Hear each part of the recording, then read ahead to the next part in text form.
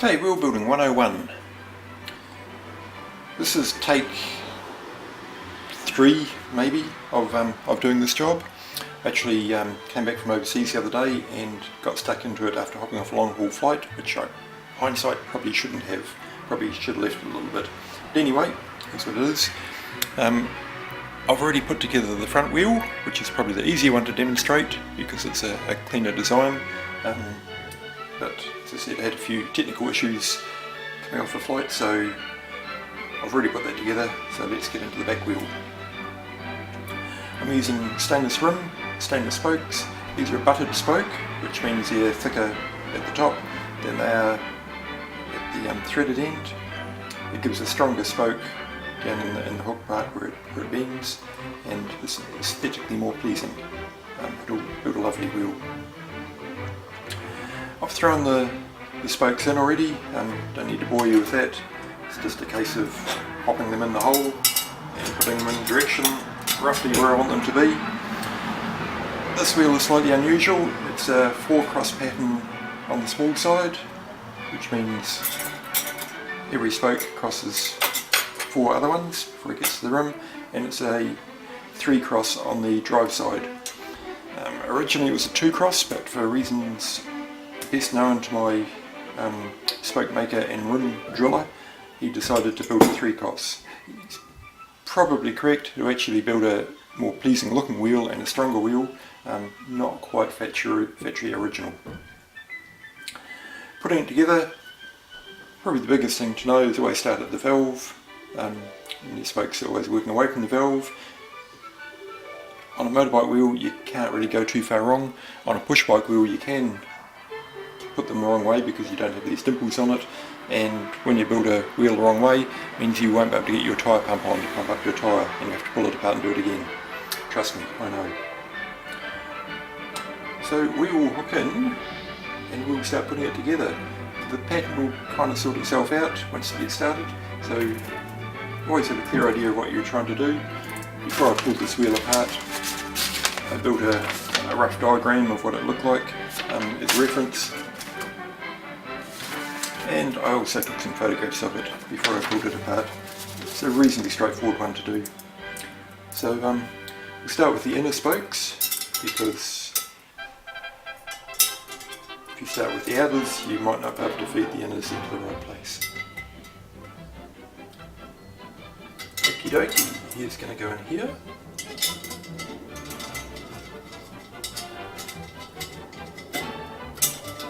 Make sure the outers are sitting out as it were.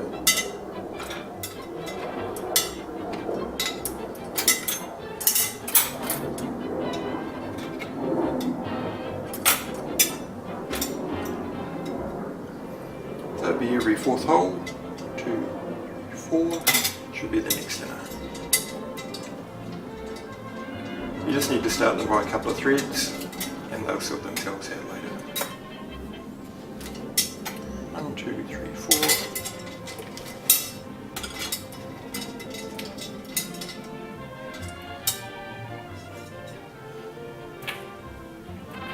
This one, 4. Get that guy there.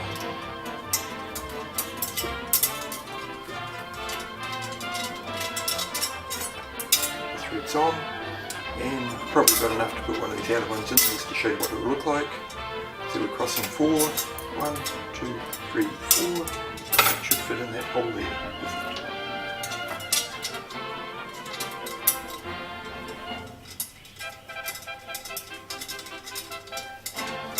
And so now we've got our pattern of what it's going to look like on that side. I'll run around and put these ones in, and then we'll flip it over and we'll do the other side. Right, last couple to go. Goes in there.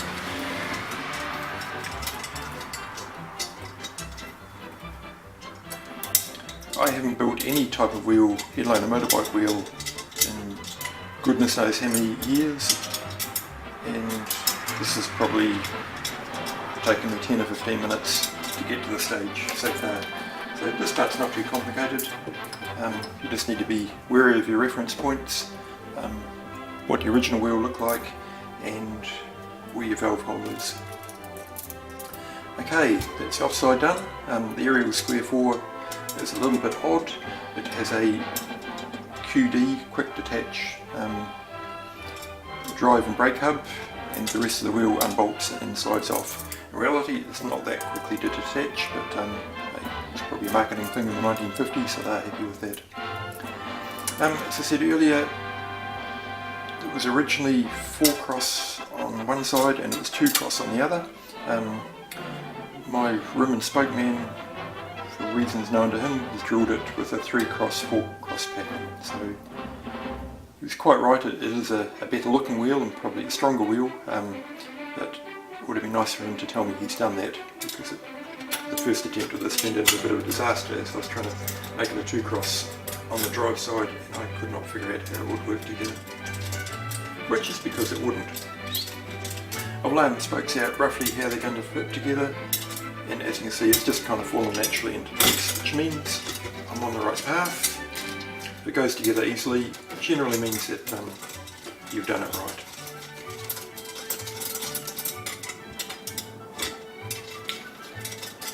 Again, I'm starting with the inner spokes. Motorbike spokes are not particularly flexible, so push bike spoke you can kind of get it wrong and you can bend the spoke to sort of get around obstacles. Motorbike spokes aren't very flexible, so you need to lay them out pretty good, because if you don't, you'll be undoing quite a few spokes if you have to move one.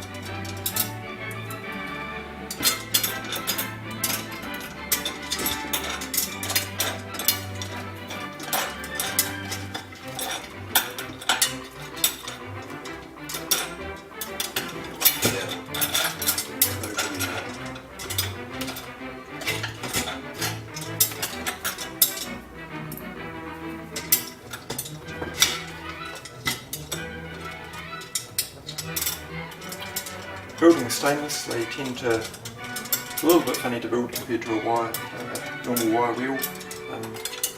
Stainless will stretch a little bit, so they don't quite have the same feel when you're putting tension on the spokes, and you've got to put them together, tighten them up, either ride them or leave them for a week or so, preferably ride on them, and then go back and re-true them, because the spokes will move with the stainless one. But once you've done it the second time, that will be it. They'll be rock solid.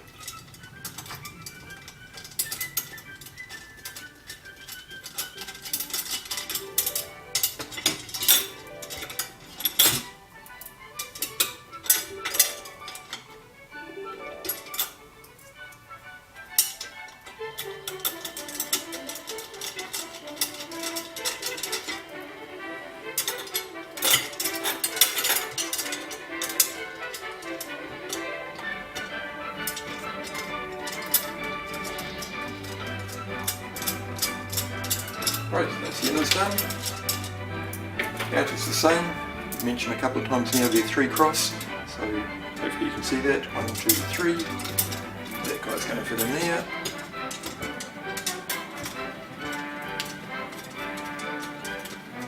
And we'll just run around in every 4th hole.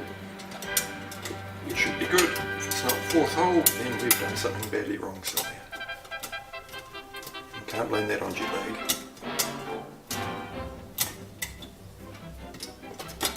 Okay, 1 Square Four motorcycle wheel, laced and ready to tighten the spokes and trim up. That will look spectacular.